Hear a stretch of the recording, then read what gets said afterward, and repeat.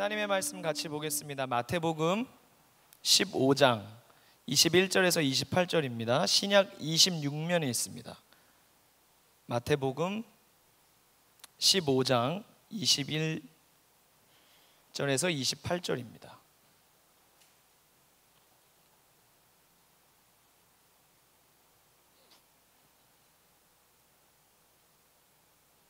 다 찾으셨으면 15장 21절에서 28절 말씀 같이 교독한 후에 마지막 28절 같이 읽겠습니다. 예수께서 거기서 나가사 두로와 시돈 지방으로 들어가시니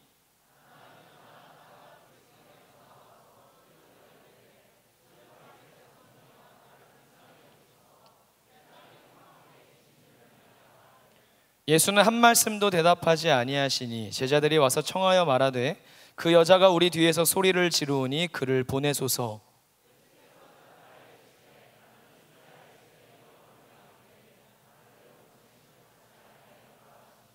여자가 와서 예수께 절하며 이르되 주여 저를 도우소서.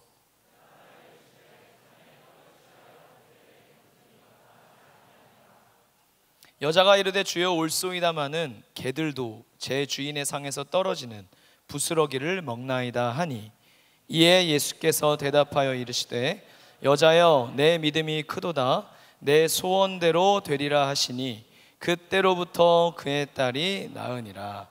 아멘. 하나님의 말씀입니다. 오늘 우리 크리스찬 생존 전략 네 번째 시간을 갖습니다. 말씀 제목을 같이 한번 좀 따라 해주시면 좋겠습니다. 낮아지면 산다. 네, 오늘 제목은 낮아지면 산다입니다.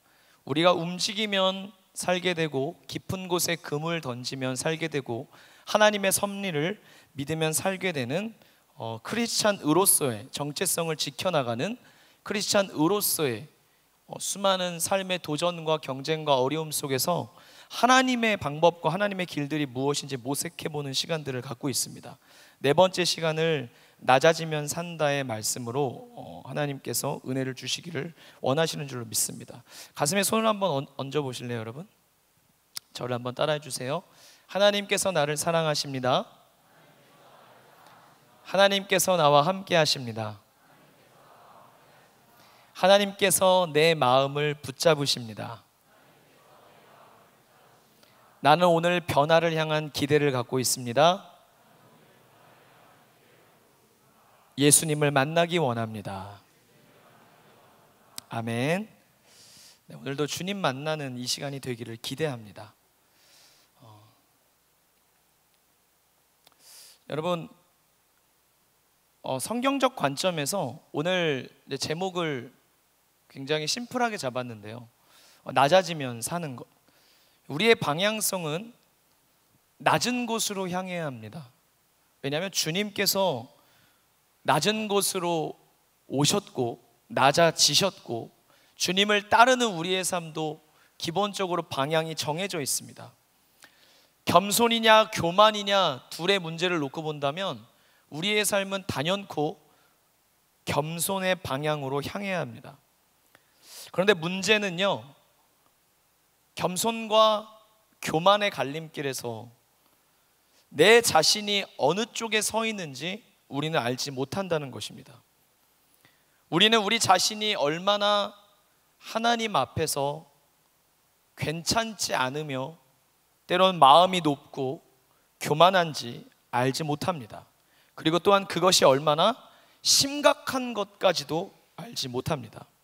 저는 오늘 하나님께서 우리에게 낮아지라고 말씀하시는 겸손과 또 그에 반대되는 교만의 모습들을 좀 살펴보면서 우리가 하나님 앞에 정말로 크리스찬으로서 그냥 높아지고 잘 나가고 잘난 척하고 드러내고 이런 방향성이 아닌 성경적 방향성을 우리가 함께 좀 나누기를 원해요.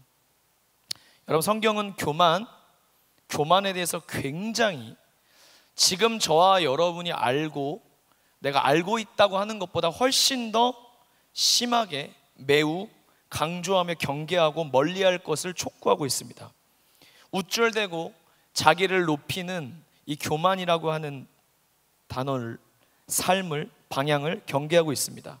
잠언 6장에 16절 보면 여러분 이런 말씀이 있습니다.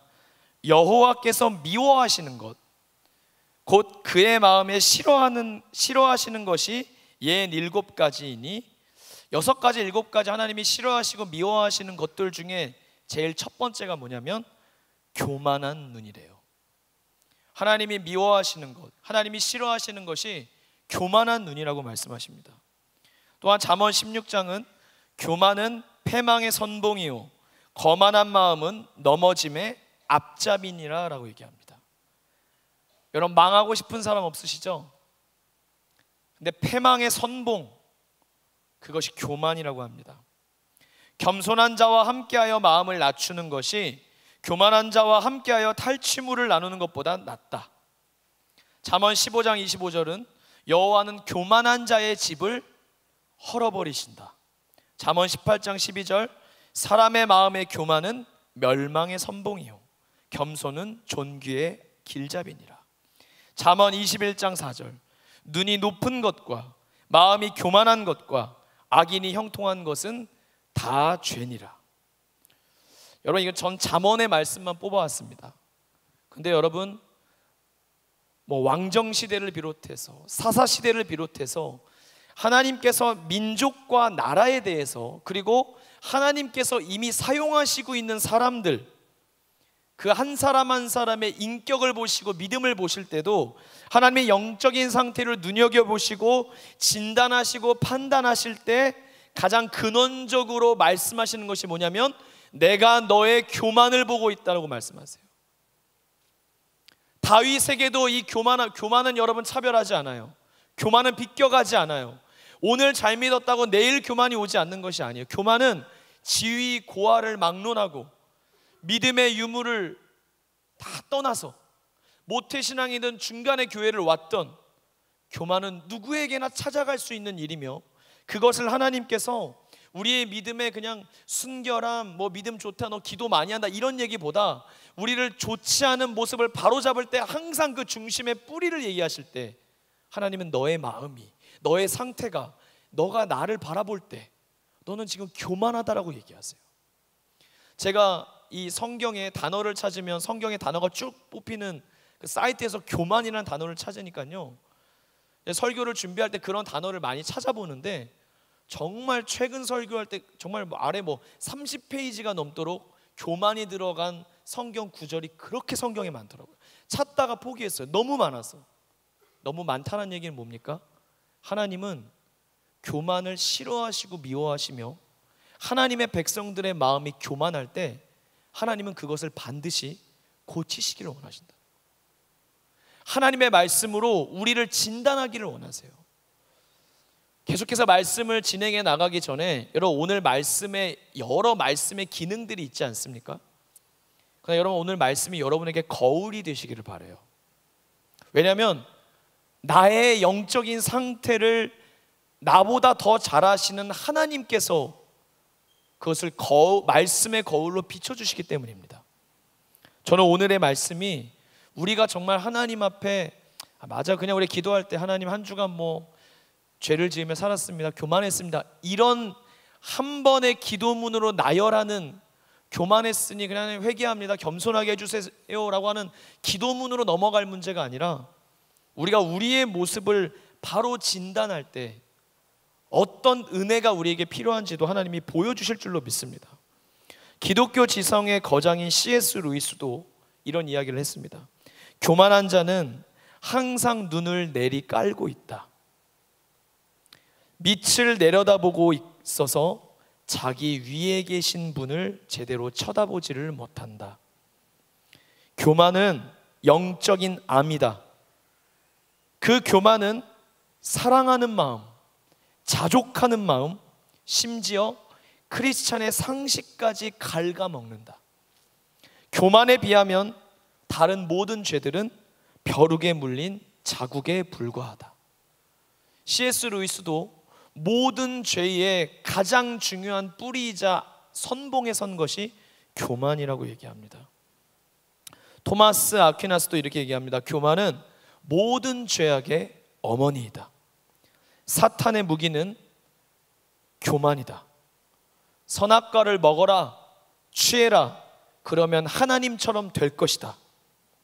그리고 나는 겸손하다고 생각하는 것, 나는 그렇게 교만하지 않다고 생각하는 것, 그것이 진짜 교만한 자의 특징이다. 사랑하는 여러분, 저와 여러분 중에 단 한 번도 하나님 앞에 우리가 교만해달라고 기도한 적 없고, 교만을 원하는 사람 없고, 교만해지는 자리에서 머물러 있기를 원하지 않을 것입니다. 오늘 우리가 하나님의 말씀과 하나님이 주실 은혜 앞에 정말 낮은 곳으로 가기 위해 겸손해지고 싶어 한다면, 우리의 첫 걸음은요, 낮아지기 위해서는 진리가 우리의 기준이 되어야 합니다. 진리가 우리의 기준이 되어야 됩니다. 여러분, 우리는 겸손한 것이 성경아 오늘 기도를 잘했어. 아니에요. 여러분, 이렇게 그냥 예의를 차리는 것이 우리는 겸손이라고 생각할 때가 많습니다. 예의 바른 것. 그러나 하나님은 훨씬 더 깊은 의미를 담아 우리에게 겸손과 교만을 가르치십니다. 사람들 사이에서 높고 낮음, 인사치레, 처세술 또는 예의를 차리는 것으로 교만과 겸손을 이야기하는 것이 아니라 진리가 기준인 것입니다. 진리의 기준에 입각해서 진리를 따라가지 않고 진리에 미치지 못하는 그 삶들, 그것이 하나님은 교만하다고 이야기하는 것입니다. 그럼 겸손은 무엇입니까?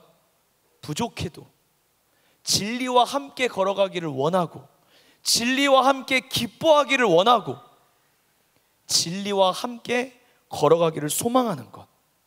여러분, 오늘도 여러분에게 저는 이 축복이 있기를 바라요. 우리가 지금 말씀을 나누는데 아까 제가 그냥 지나가는 말로 인사한 게 아니에요. 여러분, 하나님의 말씀, 하나님이 지금 말씀하시는 그 말씀에 대한 기대감이 있으십니까?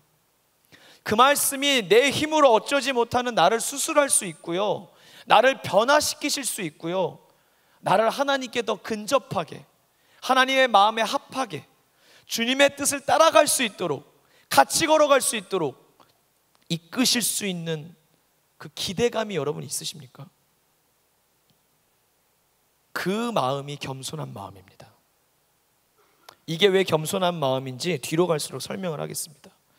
여러분, 우리는 진리가 기준이 되어서 그 진리의 기준 앞에서만 우리의 겸손과 교만함을 알 수가 있습니다. 판단할 수 있는 것입니다. 이 한 걸음을 내딛기 전에, 진리를 내 인생의 기준으로 선포하고 고백하며 삼기 이전에는 우리가 그냥 사람 사이의 사회에서 저 사람 겸손해, 우리 대부분요 되게 외모에 대한 것 가지고 성격들을 이야기할 때가 많아요. 온유해 보이고 착한 사람들을 보면 저 사람 겸손할 거라고 생각해요. 제가 그 어떤 책을 찾아보니까 여러분 아마 유튜브에서 많이 들어보시고 아실 겁니다. 선한목자교회의 유기성 목사님 있으시죠? 제가 볼 때 목사님들 외모 중에서도 굉장히 선한 느낌을 주는 외모예요. 거의 제가 볼 땐 찔러도 허허허 웃으실 것 같고, 너무 이렇게 부드러운, 설교도 부드럽게 하시거든요. 근데 신학생들이 유기성 목사님한테 물었대요. 찾아와서 겸손에 대한 질문을 하니까 왜 나한테 이 인터뷰를 하냐고 물어봤더니 목사님이 가장 겸손한 느낌이 있다라는 거예요. 근데 그 말을 듣고 유기성 목사님 내면에 굉장히 큰 갈등이 있었대요. 나는 외모만 착하게 생겼지 나는 얼마나 교만한 사람인지 내가 아는데 내가 너희들한테 인터뷰해 줄 게 뭐가 있냐고. 다 지금 내 외모적인 분위기만 보고 인터뷰하러 온 거 아니냐고. 그러면서 이렇게 이야기합니다. 주님을 끝까지 바라보려고 하는 것, 내 모습이 어떠하든지 간에 주님이 은혜 주시면 그 은혜와 함께 걸어가려고 하는 그 모습이 진짜 겸손이라고 이야기합니다.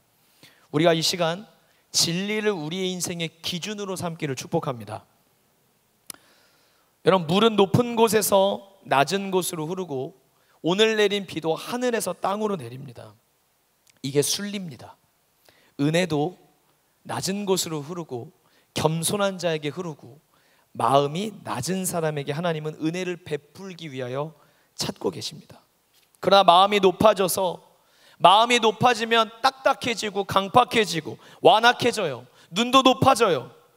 근데 여러분, 우리가 이 시대를 살아갈 때 극심한 경쟁 속에서 살아남기 위해 우리는 어떻게든 나를 PR해야 하고 나의 잘난 것들을 홍보해야 하고 알려야 하고 살아남기 위해 나의 장점을 드러내야 되고 누군가보다 앞서야 하고 자랑해야 되는, 필연적으로 어쩌면 우리가 사는 세상은 위를 바라보게 하고 위를 바라보고 위에 거하는 것, 위에 근접하는 것이 성공이라고 얘기하고 가르칩니다. 우리는 그 교육의 프레임에, 우리는 교육당에서 우리는 우리의 죄의 본성도 예수님과 다르게 위를 향하는데 세상적인 가치관조차 우리로 위로 열심히 가는 것을 미덕이라고 이야기합니다. 어릴수록 젊을수록 빠른 성공을 한 사람을 인터뷰를 하고 그 사람의 성공의 비결들을 찾아 알기를 원합니다. 성공이 잘못된 거 아닙니다. 영향력을 갖는 게 잘못된 건 아닙니다. 그런데 우리가 하나님 안에서 진리의 기준 앞에 서지 않고 그냥 위만 바라보고 그냥 빨리 성공하고 빨리 취직하고 빨리 앞길을 열기를 원하는 것, 그것은 우리가 오늘 하나님의 진리의 기준 앞에 한번 우리의 모습을, 길이 열리든 안 열리든 우리를 살펴봐야 합니다. 높아진 마음, 높아지려고 하는 마음, 바로 이것이 이 시대 그리스도인들의 보편적인 영적인 상태입니다. 그렇기 때문에 교회에 나와서 은혜를 사모해도, 기도 생활을 하는 것 같아도 더 깊은 은혜에 들어가지 못하는 가장 중요한 이유입니다. 우리는 흔히들 내가 더 열심을 내지 못해서, 내가 이번 주에 더 기도하지 못해서 그냥 내 믿음이 자꾸 흔들려서라고 생각합니다. 여러분, 낮은 겸손함은 덜 흔들립니다. 마음이 높으면 쉽게 흔들립니다. 마음이 높으니 기도를 해도 낮은 곳에서 은혜를 주시는 주님과의 만남과 접점이 없습니다. 기도 생활도 내가 원하는 것, 내 육신적인 소욕, 내 소원만 아뢰기에 바쁘고 응답하지 않는 하나님에 대해서 기다림도 없이 하나님에게 역정을 냅니다. 내가 열심히 기도했잖아요. 내가 주일 성수 빠지지 않았잖아요. 제가 모태신앙으로 교회에서 하라는 거 나름대로 다 해왔잖아요. 그런데 내 앞길이 왜 열리지 않는 거예요? 하나님 왜 내게 응답하지 않으세요? 우리 가정에 왜 이런 어려움을 해결해 주지 않으세요? 나의 공로에 비해 하나님의 은혜를 우리가 판단하려고 하는 것입니다. 지금도 우리들은 보이는 것을 많이 추구합니다. 그런데 여러분, 오늘 하나님께서 보이지 않는, 그러나 이 땅에 분명히 실제하는 진리의 기준 앞에 이 시대의 그리스도인들에게 보이는 것이 전부가 아니라 보이지 않는, 주님이 진짜 우리에게 원하시는 모습이 무엇인지 저는 보여주시고 싶어 하신다고 생각합니다. 바로 겸손입니다. 겸손의 덕을 구하라고 말씀하십니다. 그것이 굉장히 귀한 거라고 말씀하고 있습니다. 성경이 교만에 대해 경계하는 만큼 반대로 계속해서 하나님이 겸손한 자를 붙들어 주시고 겸손한 하나님의 손 안에서 겸손하라, 때가 되면 너희를 높이리라 말씀하십니다. 겸손하면 형통한다 말씀하십니다. 겸손은 존귀함의 앞잡이라고 얘기하십니다.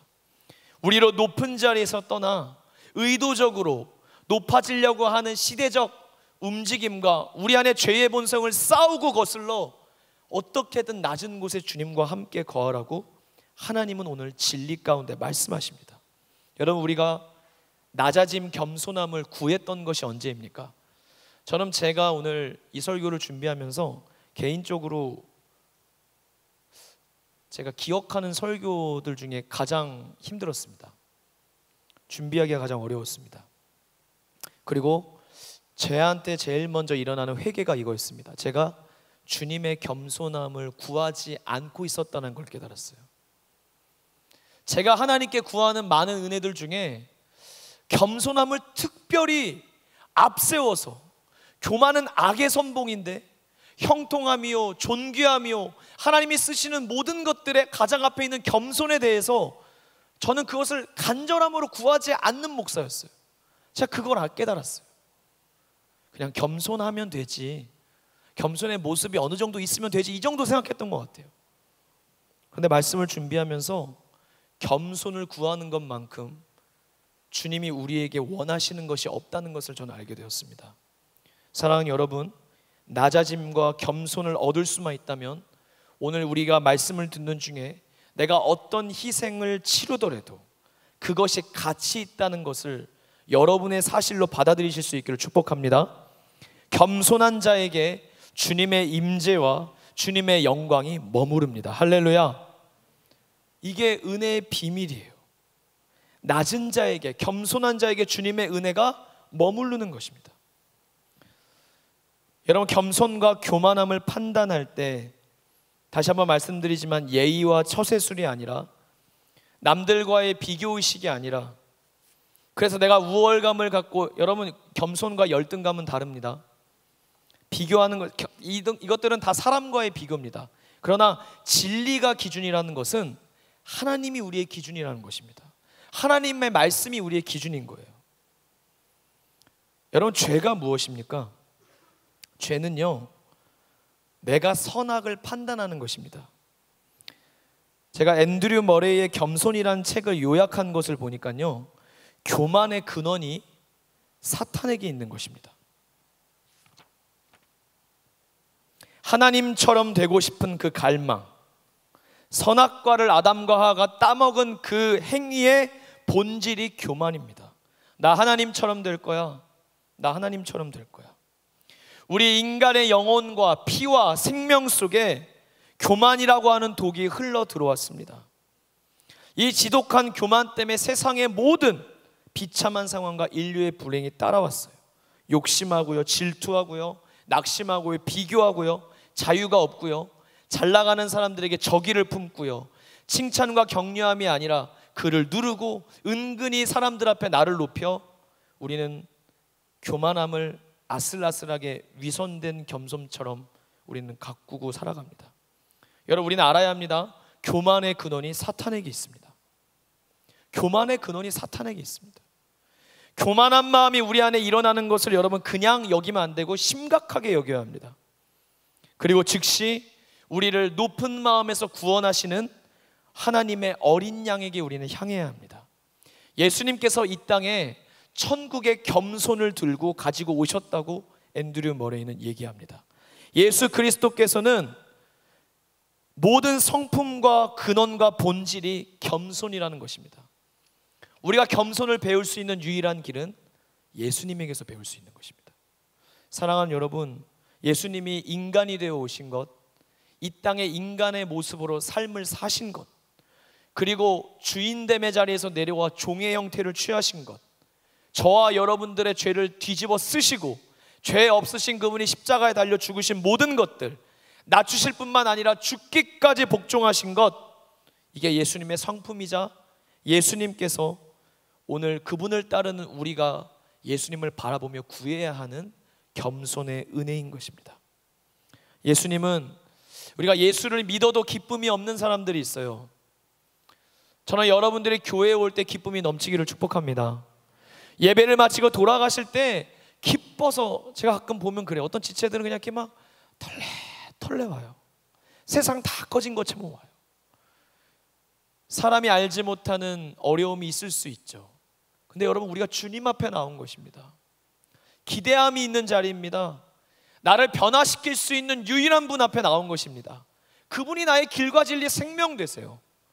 그분, 여러분, 믿음은 선제적인 움직임 아닙니까? 바라는 것들의 실상이요. 여러분, 이 자리에서 여러분 변화되고 싶으신 모습을 지금 성령 안에서 그리세요. 그리고 그 모습답게 웃으십시오. 그 모습답게 힘차게 찬양하십시오. 그 모습이 이루어짐을 믿고 기도하셔야 돼요. 이루어지면 믿을게요. 은혜 주시면 그때 가서 생각할 게 아니에요. 믿음은 바라는 것들의 실상이에요. 보이지 않는 것들의 증거를 이미 잡고 살아가는 거예요.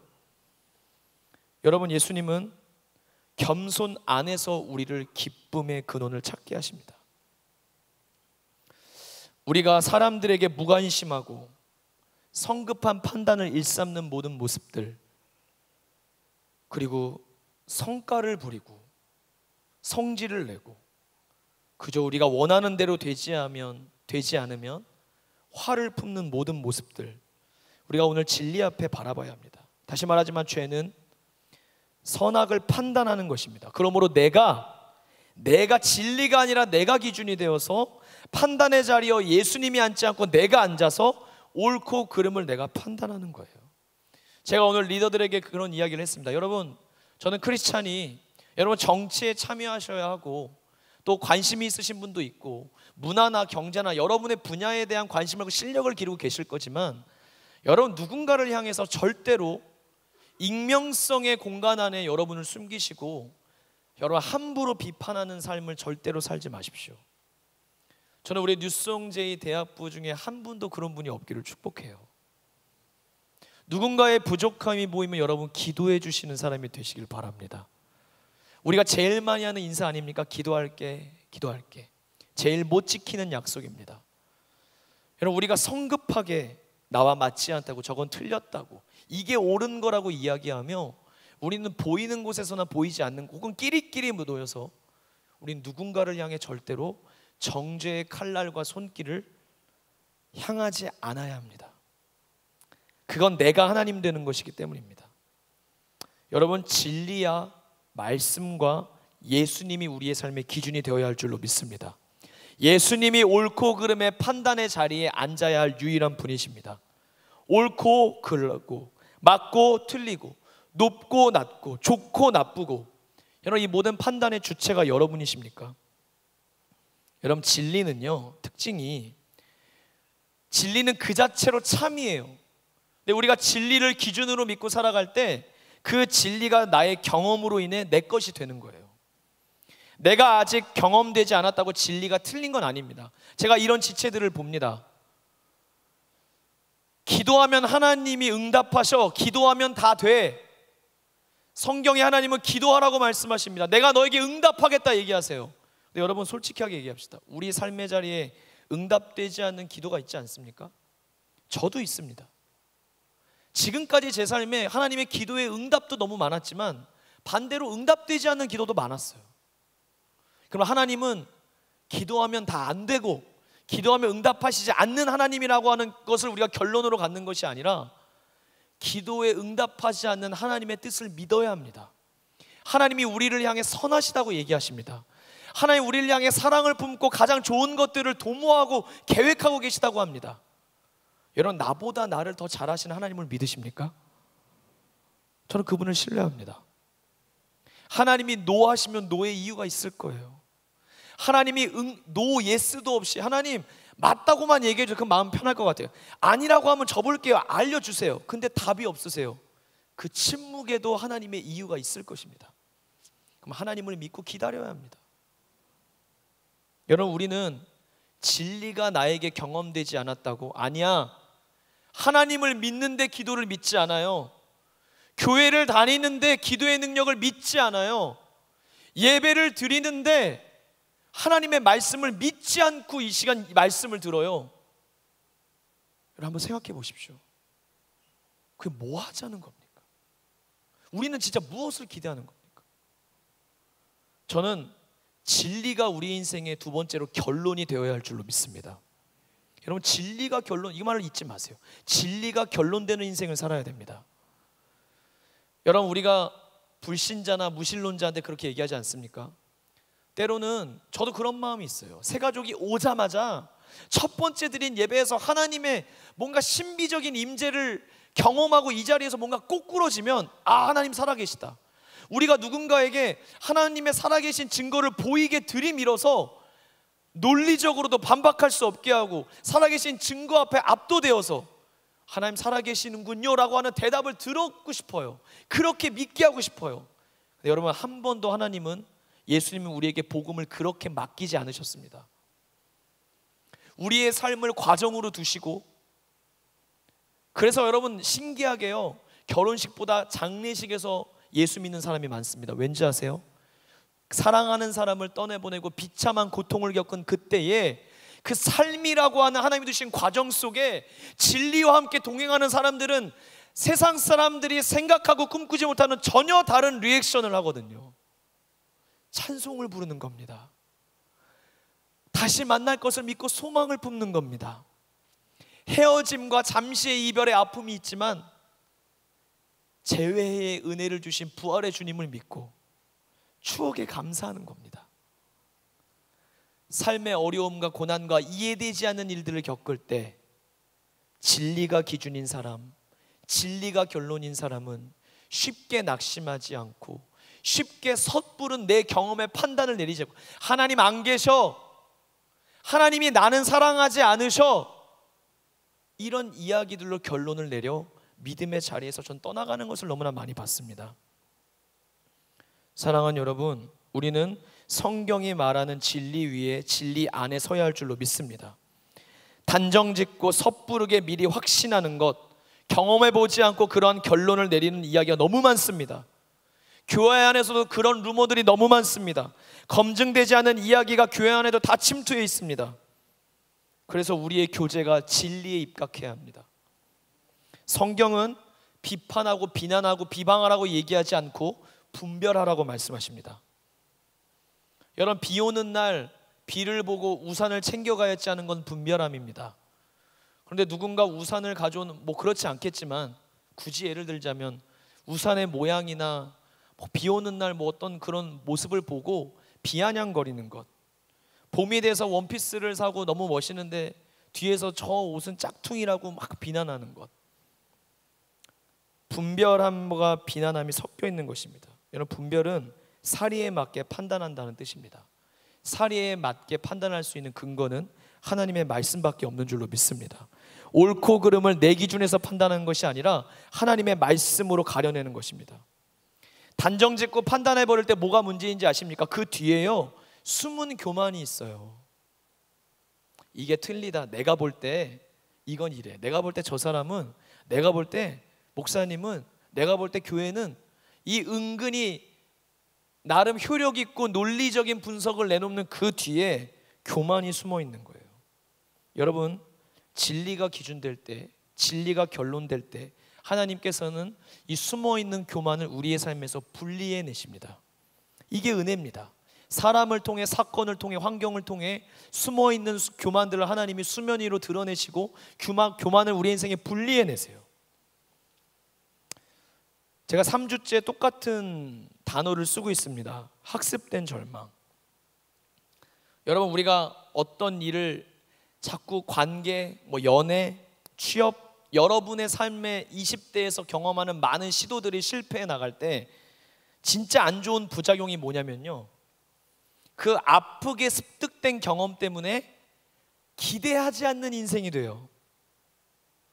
진짜 이런 거예요. 여러분, 단선도 그래요. 누군가 하나님이 기도하는데 선교할 마음을 주셔서 그런데 단선 가봤자 내가 갔다 와봤는데 별거 없어. 부정적인 예상들을 늘어나요. 내가 다 아는 것처럼. 예배를 드리고 나서도 그럼 그렇지, 내 이럴 줄 알았어. 뻔해. 여러분, 그런 부정적인 예언이 또한 성취된 것을 스스로 기뻐합니다. 거봐, 내가 뭘 했어. 여러분, 학습된 기억들이 부정적인 사고와 부정적인 말을 함에 넘어서서 그것들이 실현되는 것을 보고 은근히 높은 마음으로 즐거워하며 인생까지 점점 부정적이게 가게 됩니다. 그래서 영성학자 헨리 나우에는 이렇게 다음 세대인 청년들을 향하여 이렇게 예언했습니다. 전망했습니다. 자기 자신을 향해 다음 세대 청년들은 부정적인 예언을 일삼을 것이고 그것을 스스로 성취해 나갈 것이다. 여러분, 하나님의 사람은, 진리가 기준이고 진리가 결론인 사람은, 잘 들으세요, 함부로 결론 짓지 않습니다. 할렐루야. 함부로 결론을 내지 않아요. 여러분, 모든 것은 하나님이 시작하신 것입니다. 아멘. 하나님이 우리 인생에 착한 일을 시작하셨습니다. 아멘. 그러면 끝내는 것도 하나님이세요. 하나님이 알파요, 나는 오메가라 하시는 게 뭡니까? 내가 시작하고 내가 끝낸다라는 거예요, 하나님께서. 그런데 우리는 많은 이유를 댑니다. 나는 힘이 없어요, 부족해요, 열정이 사라졌어요, 자격이 없어요, 그래서 못할 것 같아요, 그만둘게요. 근데 여러분, 그 얘기는 겸손함을 위장한 내가 끝낸다라는 얘기입니다. 저는 중간에 포기하는 사람 치고 한 번도 하나님의 응답을 들고 오는 사람을 본 적 없습니다. 하나님이 너 최선을 다해서 그만해도 돼, 네 수고를 알아, 괜찮아, 멈춰라고 얘기한 사람이 아니라 우리의 연약함 때문에 우리는 중도 포기를 할 때가 많습니다. 베드로의 이야기를 나눈 적 있죠. 베드로야말로 실패한 사도이고 실패한 제자입니다. 그런데 하나님께서 베드로에게 다가가 사랑을 확인하시고 내 양을 먹이라, 내 양을 치라 새로운 사명을 주셔서 끝나지 않게 하십니다. 끝난 게 아닙니다. 예수님이 끝났다고 말씀하실 때까지는 어떤 것도 끝난 게 아닙니다. 명령권자가 끝났다고 하기 전에 끝난 게 아닙니다. 우리는 교만하면 교만할수록 자아가 주인의 자리에 올라와 있으니까 쉽게 끝내려고 합니다. 쉽게 타올랐다가 쉽게 사그라들면 그만할래, 나는 이 자리에 합당하지 않아, 나는 흥미를 잃었어, 여러 갖가지 이유를 댑니다. 여러분, 우리의 인생에 대해 우리가 힘들다고 말할 수 있어요. 우리가 공경에 처해서 한 발자국도 못 가겠다고 말할 수 있습니다. 반복되는 그 실패와 아픔의 경험 때문에 내일에 대한 기대감, 소망함, 혹은 감사의 고백, 승리하리라 외칠 수 있는 영적인 선포하는 건 오늘 어려울지도 몰라요. 오늘 이 자리에 그런 분이 있을 거라고 생각해요. 여러분, 하나님은요, 우리의 연약함을 이해하세요. 하나님 우리의 연약함을 공감하세요. 주님이 우리에게 원하시는 건 이거예요. 힘든 거, 아픈 거, 어려운 거, 넘어진 거 이해해. 그런데 결론은 내지 마라. 마침표는 찍지 말라는 겁니다. 그리고 하나님을 바라보라는 것입니다. 우리에게 새로운 일을 시작하셨고 오늘이 있게 하시고 인도하셨고 앞으로 인도하실 하나님께서 그분이 내 인생의 주관자요, 그분이 내 인생의 주인인 이상 결론을 내고 마침표를 찍는 것은 나의 하나님이셔야 합니다. 이게 진리가 결론인 인생이 오늘의 어려움 속에 쉽게 결론 내리지 않고 쉽게 마침표를 찍지 않고 나의 하나님을 오늘 구하는 이유입니다. 그래서 여러분, 우리의 멋대로 끝냈다고 말하면 안 됩니다.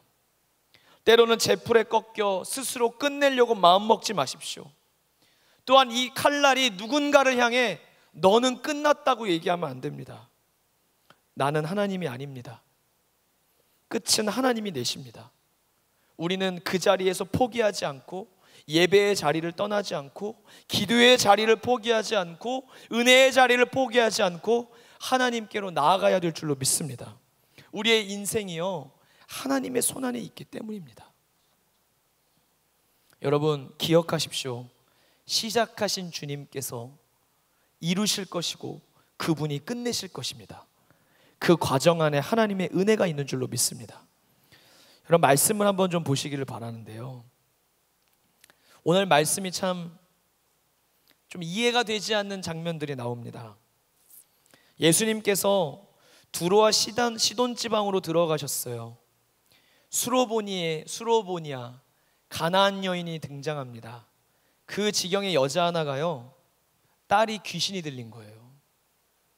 저는 예전에 근데 저는 그냥 이제 아들이 생기니까 그냥 공감해보자 대입했는데 대입을 하다가 깊이 못 들어갔어요. 생각도 하기 싫더라고요. 하나뿐인 자녀가 진짜 무당들이 신 받는 것처럼 귀신을 들려갖고 인간다운 구실을 하지 못하고 사는 거예요. 그 가나안 여자가 예수님의 소문을 듣고 그 지방으로 찾아오신 예수님 앞에 달려가 엎드려 얘기합니다. 예수님, 나를 불쌍히 여겨주세요. 내 딸이 흉악하게 귀신이 들렸어요. 근데 여기서 이해할 수 없는 예수님 행동이 나와요. 그 당시 여러분, 유대인들은 이방인들을 무시했어요. 왜냐하면 유대인들은요, 하나님이 말씀을 주시고 우리 민족을 선택했다고 하는 영적인 우월감이 있었어요. 하나님이 나를 선택해 주신 것에 대한 감사가 아니라 우월감, 교만한 마음이 있었어요. 그래서 유대인 아닌 민족들을 개돼지 취급하며 영적으로 저급하게 내리깔고 보았었어요. 지금 그렇게 바라보는 여인이 찾아와 함께 머무른 자의 은혜를 구하는 거예요. 근데 여러분, 여기서 예수님이 그 유대인들과 똑같이 행동을 하세요. 이 여인의 말을 무시해버리세요. 귀신이 들려서 유일한 소망을, 이 소문을 듣고 예수님께 엎드려 울며 부르짖는데 우리 예수님이 표정도 하나 변하지 아니하시고 냉랭하게 들은 척도 하지 않으세요. 무시해버리셨어요. 근데 나중엔 더 나아가서 이 여인이 대답하지 않으니까 제자들도 봐왔던 예수님의 모습이 아닌 거예요. 우리 예수님 왜 그러시지? 예수님 이런 분이 아닌데? 예수님은 병자가 나오기만 하시면 내가 원하노니 깨끗함을 받아라. 너 많이 힘들었지?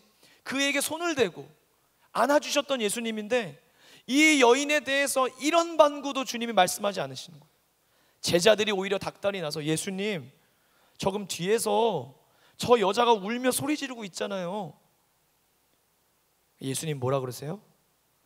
나는 이스라엘 집에 잃어버린 양 외에는 다른 데로 보내심을 받지 않았다. 난 저 여자와 상관없다는 거예요. 여러분, 이것이 예수님의 진심일까요? 예수님이 정말 유대인들과 같이 그를 낮게 보시고 하찮게 보시고 너 같은 자는 치료해 줄 것 없다고, 너에게는 은혜 베풀 필요 없다고 예수님이 그렇게 진심을 보이신 것이 아니라 28절에 보면 결론을 보면 아니죠. 예수님께서 28절, 이에 예수께서 대답하여 이르시되 여자여 내 믿음이 크도다, 내 소원대로 되리라. 여러분, 예수님은 일종의 왜 이렇게 뜸을 들이셨을까요? 왜 무시하고 여자를 달아보셨을까요? 일종의 예수님은 그 여인의 믿음을 테스트하신 거예요. 너 이렇게 내가 무시해도, 내가 너의 응답에, 기도에, 부르짖음에 이렇게 금방 응답하지 않아도 너 나를 붙들 수 있겠니? 나 없이 이 일을 해결할 수 있겠니? 여러분, 아까 진리가 기준이고 결론인 사람은, 겸손하게 진리와 동행하는 사람은 섣부른 결론과 판단을 내리지 않는다고 했어요. 이 여인은 예수님이 이리저리 아주 아픔을 당한 사람의 뺨을 후려치고 가슴에 송곳을 찔러 넣듯이 아프게 주님이 후벼 파는데도 이 여인은 전혀 요동하지 않아요. 더 엎드려요. 뭐라고 얘기하십니까? 이 여인이 이렇게 얘기합니다. 여자가 와서 예수님 앞에 절했어요. 예수님, 저를 도와주세요. 예수님, 자녀의 떡을 취하여, 예수님이 이렇게 말씀하시는 것 같아요. 야, 자녀의 떡을 개들에게 던짐이 맞냐? 이 얘기 뭐예요? 너 개라는 거예요. 너 개라는 거예요. 넌 인간도 아니고 개라는 거예요. 근데 이 여인이 이 흔들림에도 흔들리지 않고 주님 앞에 뭐라 그래요? 맞아요, 전 개예요. 근데 개들도 주인의 상에서 떨어지는 부스러기, 그 부스러기라도 먹잖아요. 저 그렇게라도, 그런 은혜라도 주세요. 주님이 그 여인을 기대함으로 테스트하셨는데 그 여인의 믿음이, 그 낮은 겸손함이 주님의 마음을 움직였어요. 딸아, 네 믿음이 크다, 네 소원대로 되리라. 여러분, 겸손은 하나님의 테스트를 통과하게 합니다. 겸손만이 하나님의 테스트를 넘어갈 수 있게 합니다. 이 예수님의 겸손은 어디까지입니까? 죽기까지 겸손하셨습니다. 이 여인은요, 저는 이 여인의 고백이 십자가를 통과한 고백이라고 믿어요. 자기는 남지 않은 거예요. 예의 차리고, 아니요, 조금만 좀 좋게 생각해 주세요가 아니에요. 길이 없는 거예요. 예수님이 길이고요, 예수님 외에는 방법이 없는 거예요. 엎드리는 것밖에 할 줄 모르는 거예요. 예수님은 그걸 확인하고 싶으셨어요. 어떠한 경우에도 하나님을 붙잡기를 원하는 그 손을 놓지 않기를 주님 바라시는 거예요. 참 역설적이게도 저도 이렇게 영준이를 길러보니까 참 나쁜 즐김이 뭐냐면요, 가끔 교회 간다고, 집 나간다고 할 때 아들이 집까지 앞까지 나와서 바지끄댕이를 잡고 가지 말라 그래요. 같이 더 놀자고, 같이 있자고. 애는 우는데 저는 그게 그렇게 좋아요. 근데 제가 그때 그런 마음을 느꼈어요. 여러분, 하나님도요, 우리가 매달릴 때 기뻐하십니다. 우리가 하나님밖에 없어요 하고 매달릴 때 주님 그걸 기뻐하세요. 여러분, 진리가 기준되고 진리가 결론되면요, 하나님 앞에 진리와 동행하는 사람의 마음은요, 하나님을 의존하게 해요. 그래서 여러분, 겸손은 의존함이에요. 하나님을 의존하는 게 겸손입니다. 반대로 하나님으로부터 독립하는 것이 교만입니다. 가나안 여인은 하나님을 전적으로 의존했습니다. 우리의 신앙이 이 훈련입니다. 어려울 때, 가난할 때 자족하는 거 그냥 감사해, 기분으로 괜찮은 척해가 아니죠. 그런 예고 없는 상황 속에서도 하나님을 의지하라는 것입니다. 출애굽 40년 광야의 훈련의 내용은 무엇입니까? 오늘 새벽에도 원로 목사님 말씀하셨어요. 광야에서 하나님의 목적은 하나예요. 너를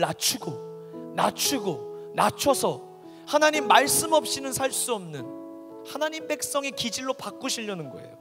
의존하는 훈련이에요. 여러분, 믿음은 의존하는 법을 배우는 것입니다. 여러분과 저에게 묻고 싶습니다. 우리는 본질적으로 약하고 질그릇입니다. 살다 보면 더 약해질 때도 있어요.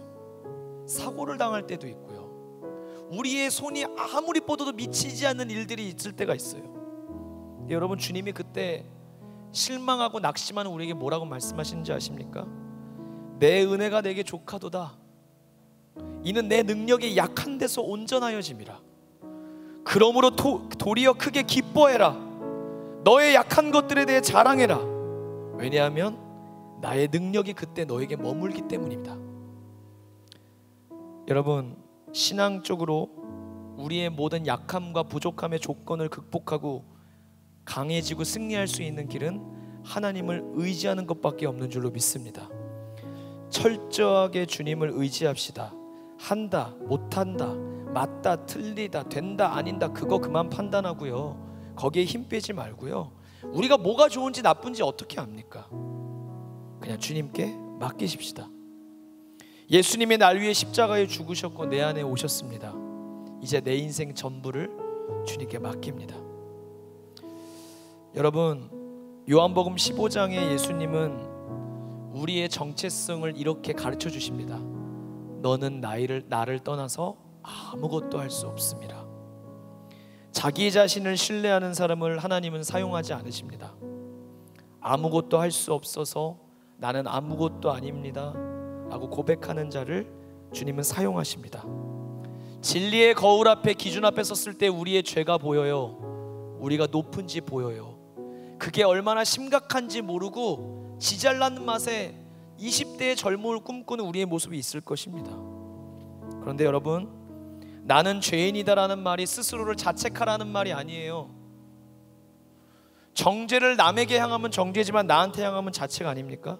자책은 정죄의 또 다른 이름이에요. 하나님은 내가 죄인이야 라고 정죄하시기 위함이 아니라 그로부터 하나님의 크신 사랑과 은혜만을 바라보라고 우리에게 말씀하시는 것입니다. 진짜 겸손은 나의 부족함과 약함을 내려놓고 하나님만을 구하는 마음입니다.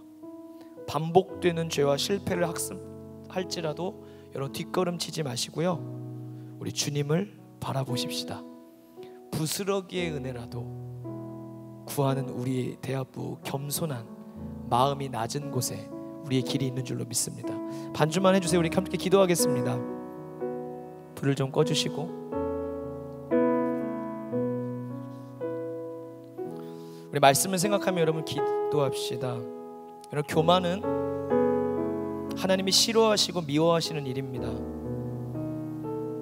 교만은 하나님의 마음을 듣지 않습니다. 하나님의 마음을 이야기하는 것도 불가능합니다. 스스로 다 알고 있다고 착각하고 있기 때문입니다. 교만한 사람은 자신의 이론과 기술과 능력의 기초에 결정을 내립니다. 하나님께 묻지 않습니다. 하나님께 시시콜콜한 일까지 맡기고 기도하는 건 바보 같은 일이라 생각하기 때문입니다. 그러나 겸손한 사람은 처음부터 끝까지 내 모든 발걸음을 주님의 조언 없이는 움직이지 않고 기도 없이는 결정하지 않는 사람입니다. 오늘 우리의 삶에 섣불리 결론을 내리고 섣불리 판단하여서 우리의 삶이 끝났다고 망했다고 결론 짓지 말고 오늘도 우리를 숨쉬게 하시고 우리의 인생에 착한 일을 시작하신 주님이 마무리하실고 오늘을 지켜주실 것을 믿기 때문에 오늘을 믿음으로 부르신 자리를 순종하고 지켜내며 하나님께 은혜를 구하는 우리가 되기를 소망합니다. 우리 말씀을 놓고 한번 기도하겠습니다. 하나님 아버지, 주님이 내 안에 착한 일을 시작하심을 믿습니다. 주님, 우리의 마음이 높아져가는 것을 우리가 느낌에도 불구하고 하나님 앞에 정직하게 내어놓지 않고 하나님 예의만을 차리려고 하고 교회에 와서도 사람들의 눈길들을 의식하며 괜찮은 사람으로, 인정받고 싶은 사람으로, 사랑받고 싶은 마음을 내려놓지 못하고 주님을 우리의 기도와 소원에 이용하고 있는 건 아닌지 돌아봅니다. 하나님, 우리 인생의 오늘의 삶에 진리가 기준되게 하여 주시옵소서. 진리가 결론된 인생 살게 하여 주시옵소서. 지금의 삶보다 더 빨리 앞으로 달려가고 더 열심히 달려가서 더 높이 더 많이 가지려고 하는 꿈들을 주님께 구하는 것이 아니라 낮은 곳, 낮아지는 곳, 주님의 손 아래 겸손해지는 곳, 그곳에 길이 있음을 믿기에 하나님이 겸손한 자에게 은혜 주시며 하나님이 겸손한 자와 함께 하시며 겸손한 자에게 주님의 영이 머무르시며 겸손한 자에게 주님의 축복을 부어주실 것, 주님 이것을 기대하며 나아가는 우리가 되게 하여 주시옵소서. 주님, 하나님이 교만한 자를 물리치시며 겸손한 자에게 은혜를 주신다 약속하셨습니다. 성령 하나님, 우리 안에 독립적인 영을 이 시간 거부합니다. 하나님 없이도 살 수 있고 하나님 없이도 내 인생의 앞구실을 해나갈 수 있을 것 같은 우리 안에 학습된 잘못된 경험들 혹은 실패의 경험들로 쉽게 결론 내리지 않게 하여 주옵시고, 주님, 오늘 주님 앞에 전적으로 의지합니다. 하나님이 나에게 힘을 주시고 북돋아 주시며 인도해 주셔야만, 그것이 없으면 나는 죽은 사람이요 아무것도 아님을 믿습니다. 주님이 구원의 본질인 겸손을 가지고 겸손의 영으로 우리 가운데 함께하여 주셔서 내 안에 계시는 예수님 인정하며 주님의 지도하심 따라가게 하여 주시옵소서. 주님, 예수님처럼 겸손한 삶 살기를 원합니다. 예수님처럼 나는 없고 주님만 드러내는 인생 살기를 원합니다. 나의 삶에 예수님으로 가득 채워주시옵소서. 나의 삶에 주님의 풍요로 가득 채워주시옵소서.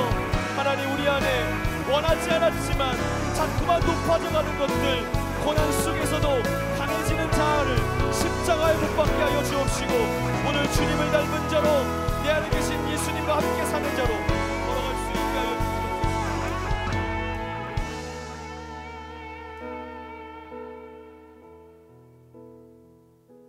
저는 말씀을 준비하면서 준비도 어려웠지만 왜 이 어려운 말씀을 우리 공동체에 나누실까 생각해 봤을 때, 코로나19가 지난 이후에 하나님은 우리가 하나님 앞에 더욱더 의존하는 인생을 살기를 원하신다고 전 주님의 마음을 그렇게 느끼게 되었습니다. 우리의 삶의 인생의 주도권이 누구에게 있습니까? 우리가 세운 계획대로 되는 것이 우리의 형통입니까? 아닙니다. 하나님의 주권 앞에 우리가 가진 것들을 내려놓는 것이 진정한 겸손이요, 그것이 겸손한 자에게 주신 하나님의 형통함의 비밀이 있는 줄로 믿습니다. 우리 한 번 더 기도하기를 원하는데요, 하나님께 정말로 이 한 가지 겸손의 은혜를 간절히 구하십시다. 저는 그동안 구하지 못했습니다. 예수님의 겸손을 배우려고 하지 않았고 예수님의 겸손을 닮아가려고 하지 않았습니다. 구원 안에 감추어진 근원인 이 겸손 안에 날마다 더 깊이 잠기기를 원하지 않았습니다. 그분의 겸손이 내 삶에 역사하실 때 일어나는 일들을 기대하지 않았습니다. 내 안에, 나를 둘러싼 모든 곳에 예수님의 겸손이 자리 잡게 하여 주시옵소서. 여러분, 한 주간의 삶 동안 구체적인 여러분의 모습들을 놓고 기도하기 원해요. 높아지고 싶고 인정받고 싶어하는 마음을 버린다고 고백하십시오. 다른 사람들에게 칭찬받고 싶고 탁월한 존재로 보이고 싶고 눈에 띄고 싶은 마음을 이 시간 거절하십시오. 그것은 마귀가 여러분들을 높이려고 하는 속삭임입니다. 사랑받고 싶은 속성, 이해받고 싶은 속성이 우리의 마땅한 당연한 권리 같지만 그것을 버리지 않으면 우리는 자유롭지 못합니다. 예수님의 사랑을 따라 섬기는 자가 되게 해달라고 기도하십시오. 그리고 예수님을 나의 주인으로, 나는 그분의 겸손한 종으로 입장 정리를 분명히 하시기를 원합니다. 종에게는 입장도 없고 감정도 자존심도 없습니다. 감정 없는 로봇대라는 것이 아니라 우리 자신을 온전히 주님께 드릴 때 예수님으로부터 진정한 자유가 올 줄로 믿습니다. 주님께 순복된 헌신이 있기를 바랍니다. 그동안 여러분의 말로 보이지 않는 곳에서 사람을, 교회를, 하나님을 함부로 결정하고 판단하며 주여 결론 내렸던 것을 이 시간 회개하십시오. 우리의 기분과 성향에 따라 하나님을 함부로 선택해서는 안 됩니다. 영적 어린아이들의 특징은 잘못을 잘 시인하지 않습니다. 사과를 하지 않습니다. 이 시간 하나님께서 겸손의 영을 부어주시기를 원합니다. 회개하게 하시기를 원합니다. 상대방의 잘못을 기억함이 아니라 내가 받은 상처만 아프다고, 누구 때문이라고, 누구를 만나서 나 안에 불행한 일이 생겼다고 말하는 것이 아니라 나의 인생에 눈을 열어주셔서 나도 얼마나 많은 악들과 잘못들로 다른 사람들을 아프게 했었는지 보게 달라고 하시고, 마음이 높은 자들과 어울리지 말고 겸손한 자들과 함께 달라고 기도하십시오. 또한 권위에 순복하기를 위해 기도하기 바랍니다. 위의 권위에 순복하십시오. 영적인 질서도 외적인 질서도 거스름이 아니라 겸손은 하나님 나라의 질서입니다. 내 스스로 판단하며 대적하는 것을 주님 기뻐하지 않으십니다.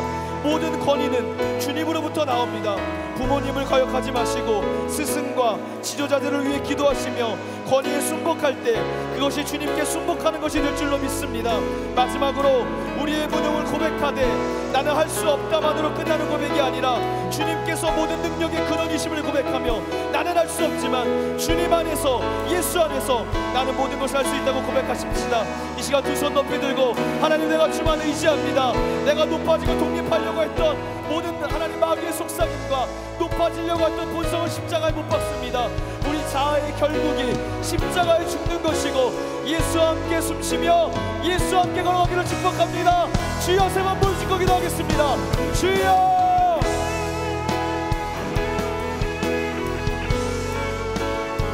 십자가를 통해 우리 인생에 구원을 허락하신 하나님, 너희 안에 이 마음을 품으라.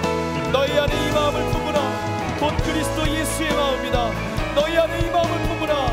곧 그리스도 예수의 마음을 품으라. 주님, 우리의 다듬어지지 않는 인격과 성품과 기질과 우리의 기분에 따라 마음대로 행동하는 영적 어린아이의 기질들을 이 시간 십자가에 못 박습니다. 스스로 무언가를 해내려고 하는 것들을 자기 부인을 통해 십자가를 통과하게 하여 주시옵소서. 사랑받지 못해도, 이해받지 못해도, 높아지지 않아도, 인정받지 못해도 예수님 내 안에 계시니 권리를 주장하지 말고 주님 안에 우리의 믿음을 드리게 하여 주시옵소서. 주님, 우리는 주인이 아닙니다. 예수님이 이 시간 나의 주인이십니다. 주여, 겸손의 은혜를 부어주시옵소서. 어떤 대가를 치르더라도 주님의 겸손한 자가 겸손하며 주님과 동행하게 하여 주시옵소서. 하나님, 우리 안에 비의식이 있습니다. 하나님, 누구를 잘못 만나서, 어떤 팀을 만나서 내 믿음 생활이 어렵다, 가정으로 인해 내가 피해자다. 아닙니다. 주님, 오늘 이 시간 우리의 영적인 윤을 열어주셔서 주님, 나에게 문제가 있고 내가 변화되어야 하며 나의 의식이 하나님 겸손하게 주님과 함께 걸어가야 함을 깨닫게 하여 주시옵소서. 하나님, 나는 무능합니다. 무기력합니다. 한계가 많습니다. 그러나 예수 안에서, 주 안에서 모든 것을 할 수 있는 줄을 믿사오니 주만 의지합니다. 원망하고 불평하지 않게 하여 주옵시고 주여, 내만하게 하여 주시옵소서. 우리의 삶의 모든 권위를 순종합니다. 주님이 주신 것을 감사히 여기며 날마다 순종함과 순복함으로 아름다운 삶, 매이지 않는 삶, 자유로운 삶, 섬기는 삶으로 나아가게 하여 주시옵소서.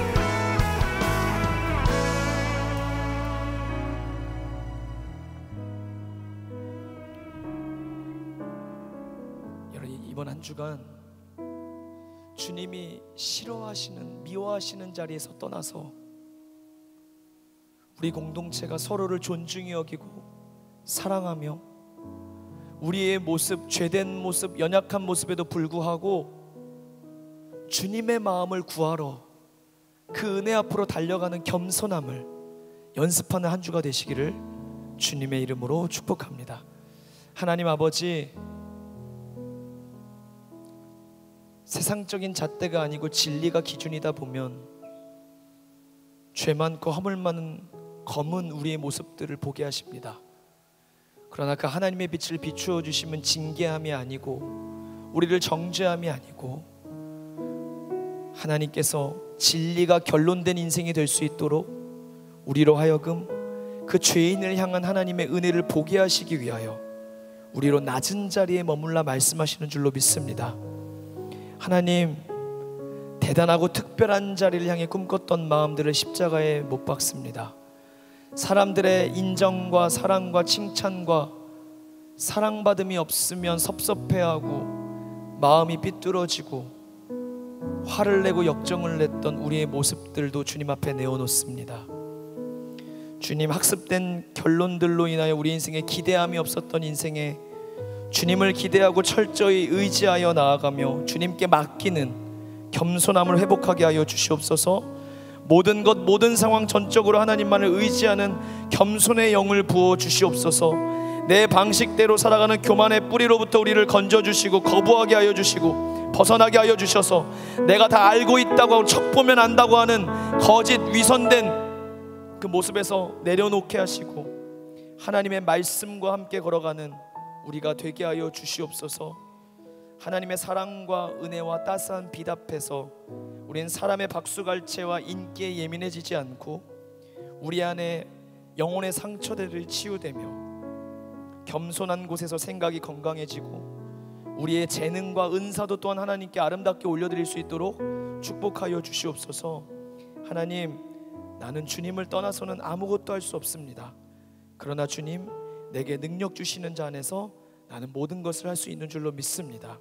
한 주간 우리 평생의 삶에 진리가 결론되어지는 인생 살 수 있도록 오늘을 겸손하게 살아가는 저희들 되게 하실 줄 믿습니다. 주님만 의지하옵고 예수님 이름으로 기도하옵나이다. 이제는 우리 주 예수 그리스도의 은혜와 하나님 아버지의 사랑과 성령의 교통하심이 진리의 거울 앞에 비춰본 우리의 높아진 마음, 높아진 생각, 높아진 눈들을 멀리하고 주님이 인정하시며 오늘도 성령님을 통해 함께 가자고 하시는 그 낮은 곳, 십자가가 있는 그 낮은 곳, 예수님의 사랑이 있는 그곳에서 인생의 생존을 모색하고 하늘의 전략으로 승리하기를 다짐하는 이곳에 모인 모든 하나님의 백성들 위해 그 앞날 위해 이제로부터 영원까지 함께 하시기를 간절히 축원하옵나이다. 아멘.